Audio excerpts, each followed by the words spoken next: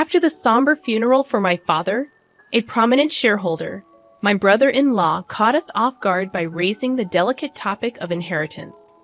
The focus shifted to stocks and a substantial $5 million bequest, confidently asserting that my wife, the eldest daughter, and my sister was set to inherit this windfall. The revelation initially filled her with joy at the prospect of a significant inheritance. However, their excitement was short-lived when the family lawyer delivered the disheartening news that my brother-in-law had no legitimate claim to the inheritance. I, Greg Johnson, a 42-year-old office worker, reflected on my father's vibrant life. Despite his age of 78, he remained full of vitality, actively engaged in his work. My older sister, a perpetual source of trouble, led a carefree life, causing continuous worry for our parents. In her middle age, she introduced Aaron Corner, a man she intended to marry. Despite his youth and handsomeness, I couldn't warm up to him due to his demeanor. My sister demanded that our father finance her wedding, swiftly depleting the funds and unapologetically seeking more. A year after her marriage, tragedy struck. Our father collapsed while playing golf and passed away a few days later. Overwhelmed by grief, I found myself struggling with the funeral preparations, with no assistance from my sister. After the funeral, a lawyer visited our home to discuss the inheritance outlined in my father's will. While my mother and I were already aware of its contents, my sister and brother-in-law were oblivious until then. They shockingly claimed that the stocks and the $5 million inheritance should go to my wife. Stunned and speechless, my mother and I were taken aback. The lawyer corrected them, revealing that my brother-in-law had no right to inherit. Surprised and disappointed, my sister and her husband expressed disbelief and shock. The lawyer dropped another bombshell: my sister and I did not share the same father. This revelation left my sister furious, demanding an explanation from our mother, who wore an indescribable expression. The long-held family secret had finally come to light, leaving my sister shaken and seeking answers. "I'm sorry," our mother managed to say amidst the shaking emotions. "You are the child of my previous husband." Since childhood, my sister had teased me, claiming that Dad loved her more. Now faced with the truth, she seemed unable to accept it. However, she quickly shifted her stance, suggesting that if she was adopted, she would still have inheritance rights. Aaron chimed in, agreeing with her, yet our mother firmly denied any adoption, causing disbelief. "I'm the eldest daughter, and even Dad said so," my sister angrily declared, glaring at me in response. I felt my anger intensifying as I countered my sister's insatiable desire for more, despite the considerable amount of money our dad had already given her. My brother-in-law chimed in, supporting her claim and stating that it's natural to spend money on one's daughter. However, the lawyer intervened, drawing attention to the questionable spending, including debt repayment, and suggested reviewing the will. My sister panicked, claiming ignorance about any will. It turned out that our father had wanted to discuss and decide the contents with the family, but she had skipped it for frivolous reasons. When the lawyer proposed reviewing the will, my sister and her husband reluctantly agreed. The will clearly stated the transfer of property to my mother and me, explaining why my sister was not adopted. Her mistreatment of me and reckless spending had disappointed our father, realizing she had no right to the inheritance. My sister was visibly shocked, and her brother-in-law, who had initially supported her, suddenly changed his tune, accusing her of lying and abruptly leaving the room. In her anger, my sister blamed our mother for not asking to have her adopted, claiming it was unfair that only Mom received the inheritance. Frustrated, she cried and screamed, expressing her disappointment. Despite my sister's outrageous behavior, the lawyer remained calm, explaining that as the biological son, I had the right to receive it all. Before things escalated further, he warned that the police might need to be involved if the situation continued. My sister appeared startled by the mention of the police, given her history of repeated theft. As my mother spoke tearfully to her, she clicked her tongue and left the room. Half a year passed, and the inheritance proceedings were completed without issue. Despite some grumbling from my sister and brother-in-law, they couldn't stand against the lawyer's efficiency. My mother gave my sister a small amount of money, but I had no intention of interfering. The frustrating part for our family was that the two had disappeared. Their blatant greed was so evident that even our relatives were lost for words. One day, my wife suggested that my mother, daughter, and I go out to eat. Since my father's passing, our mother had been down, but she showed smiles when with her granddaughter. I suggested to my mother, "Why don't you live with us?" But you know, Rook still comes home occasionally. Sis only comes around to beg for money, doesn't she? How long does she plan to keep this up? The reason my mom defends my sister is that she is her blood-related child, and there might be concern that if we visit our family home, my sister might cause trouble again. Understanding that, I told her to take her time thinking about it, and then drove my mom to our family home. Upon arrival, we encountered something unexpected. The lights were on in our supposedly empty home. It wasn't the time for the helper to come, so we were puzzled. I parked the car, suggesting, "Let's go up and have some coffee with Mother." We got out of the car and headed to the entrance, but the moment we approached the door, a car came rushing in. "Mom, watch out." Hearing my daughter ahead of me, I shielded my wife with my body. The car just grazed me, and I managed to dodge it, but I collided with a nearby flower bed, injuring myself badly. The car stopped after hitting the garage door. "Are you okay, Dad?" My wife and daughter rushed over, supporting me. Mother was trembling in shock at the sudden event. Understandably, from that moment on, a day of turmoil began. I was taken to the hospital by ambulance and had to be hospitalized briefly. Later, I heard that Aaron Warner, my brother-in-law, was driving the car. According to the police, he explained that he mistook the accelerator for the brake. However, I had my doubts about that story. Amidst all of this, my sister and mother visited me in the hospital. Mother left briefly to arrange flowers, and during that time, my sister coldly looked at me and said, "You're only tough and bodied, huh?" With a slightly disappointed tone, I couldn't help but give her a smile. If I had died in the accident, Mom would inherit everything, right? "Messed up your plan," I said a bit sarcastically, and my sister looked uneasy. "You planned this, didn't you?" When I asked, my sister looked away, and I added, "But I won't be accepting Mom's share, so it won't work out for you." My sister looked surprised at this. She probably thought I would naturally accept it. I have a wife and kids, so I passed the inheritance to them. It's not strange for the head of the family to think that way.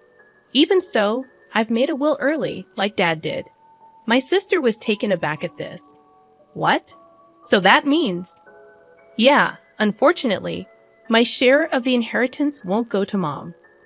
My sister stared at me, then began to shake with anger. "There's $5 million, right? You could at least share a bit." When I immediately refused, my sister furiously grabbed my collar. "I'm your sister. We should split it."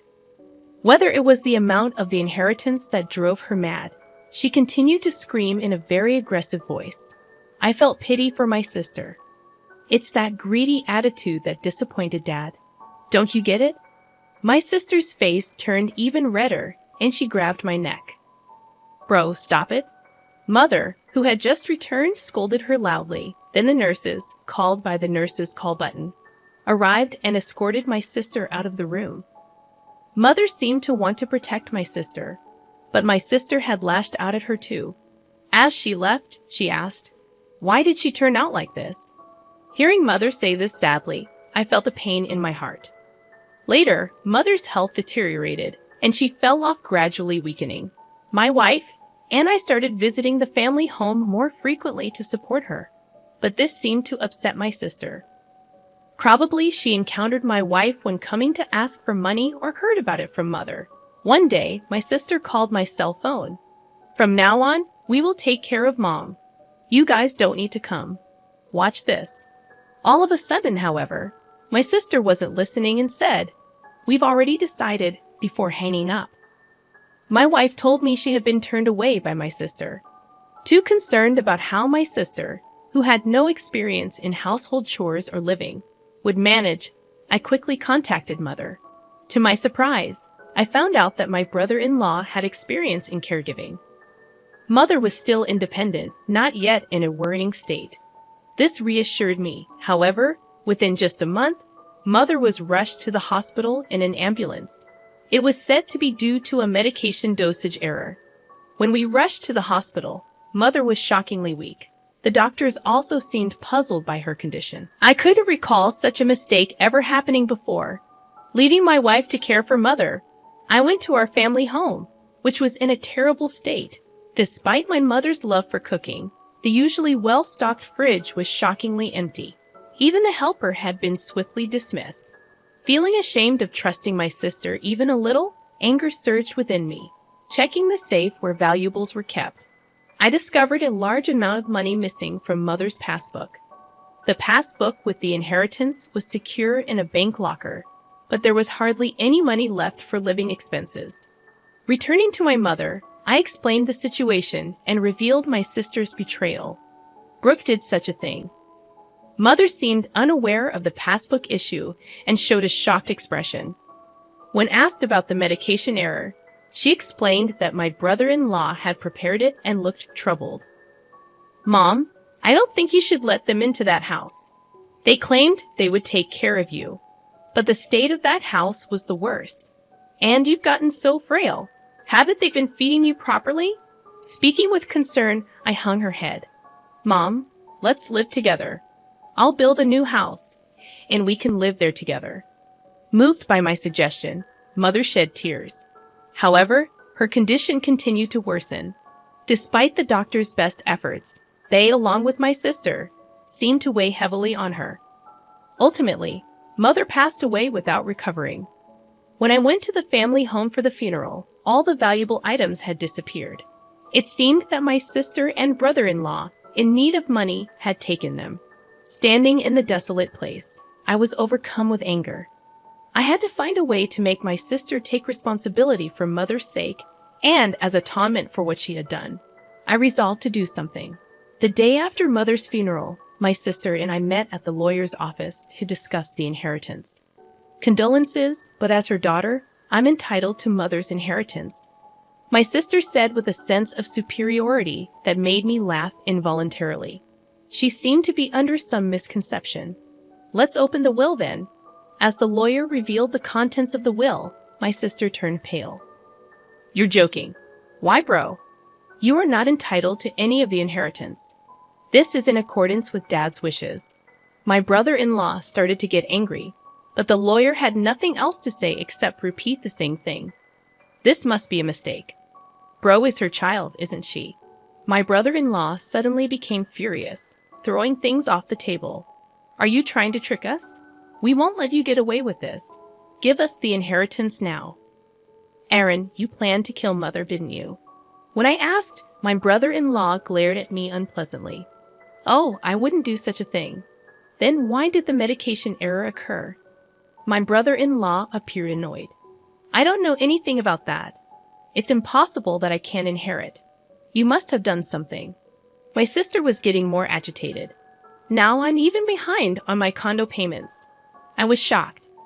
She hadn't rushed to Mother's side after hearing of her death because she was busy with such matters, hoping for the inheritance. "Really, there's nothing left." My sister pressed the lawyer. "That seems to be the case. Let me explain in detail." The lawyer explained the details of the inheritance. Ultimately, after deducting what my sister had withdrawn and sold, there was hardly anything left for her to inherit. My sister held her head in dismay. I had discussed this in advance with the lawyer. I found satisfaction with the outcome. "Stop joking. There can't be so little." My mother and I hadn't told my sister, but most of Mother's property had already been distributed to my children, her grandchildren. Therefore, there was already little left to inherit. However, my sister kept murmuring her dissatisfaction. I felt nothing but resentment towards my sister, who had lived off the money given by Father and now Mother, thinking she could rest easy knowing I would take care of her. "But you just took her money. You are a true disgrace to our parents."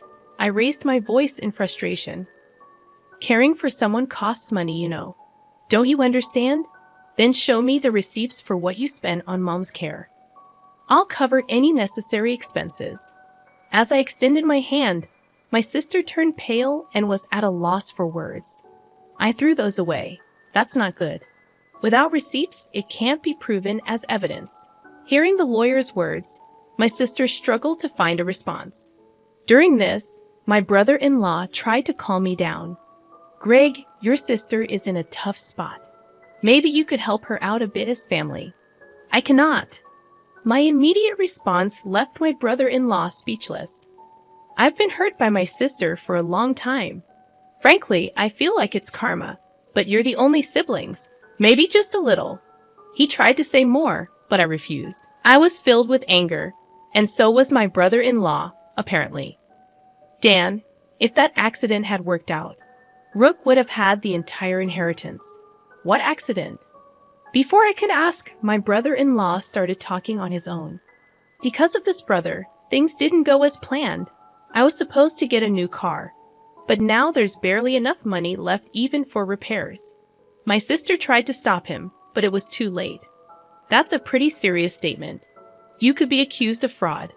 The lawyer held a recorder, smirking at my sister and brother-in-law. What the heck? Isn't that against the rules to do that? You agreed to our conversation being recorded at the beginning, didn't you? Called out by his own words, my brother-in-law's face turned pale. To him, I had one thing to say. Aaron, I will be pressing charges about that accident. Don't joke. Where's the evidence? The evidence has just been provided by you. My sister, crying, began to hit my brother-in-law. You idiot! It's all your fault. Why did you say that? Later, my brother-in-law faced legal consequences for his actions. Additionally, unresolved suspicions about his past emerged, requiring police involvement. For some time, my sister, as an accomplice, was said to face lesser charges. However, struggling with her condo payments, she was turned away by relatives when she asked for money. In contrast, I chose to work earnestly and not rely on inheritance. Now, receiving stock dividends has become a small pleasure in my life. In the aftermath of the legal proceedings, the rift between my sister and me widened. The family bonds that were already strained became nearly non-existent. Despite her attempts to seek support from relatives, my sister faced a cold shoulder, and her financial struggles continued. Meanwhile, I focused on building a stable and fulfilling life for my own family, working diligently.